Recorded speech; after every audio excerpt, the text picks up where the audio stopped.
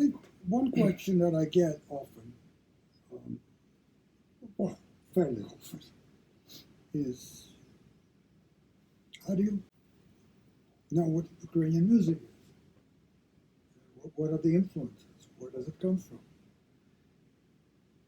And that's an interesting question, because this is true of almost any country, if you can say that.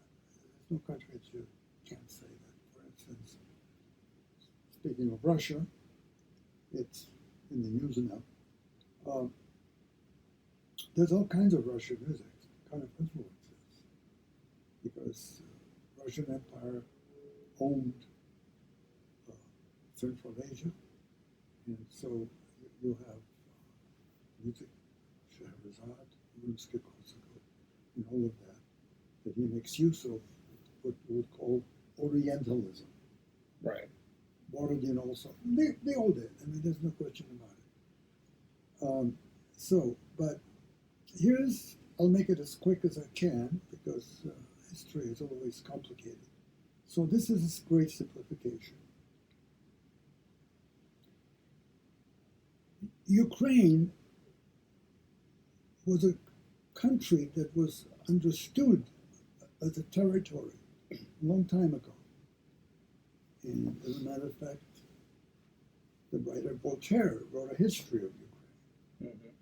So, 17th and 18th century, there was a fair amount of writing about Ukraine. Ukraine actually means borderlands. It's sort of like you could say Netherlands.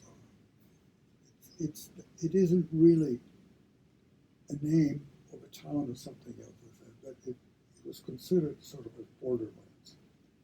And they were a border to a certain extent between the East and the West. But by the time sort of modern history begins, because I'm not going to talk about Kievska Rus, Kievan Rus, because that's a whole different topic. Ukraine was really part, not all of it, but a lot of it, was part of the what was referred to as the Polish-Lithuanian Commonwealth.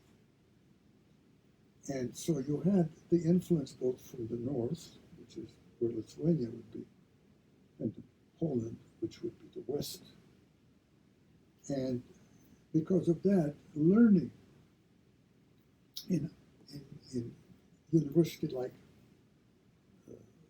or Hochschule, high school type like, was quite well developed.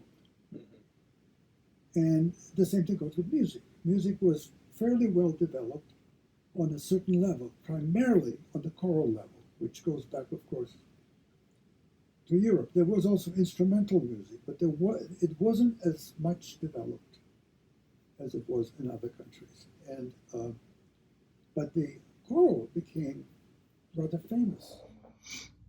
So we're going to stop there for today, but this was a very interesting discussion where Virko starts to put the pieces together of what exactly Ukrainian music is, some of the geographical influences.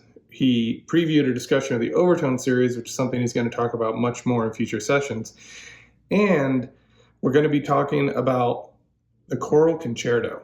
What is a choral concerto? Virko is going to explain all of this for us in the next session. So make sure you tune in and listen, because it's going to be a fun one.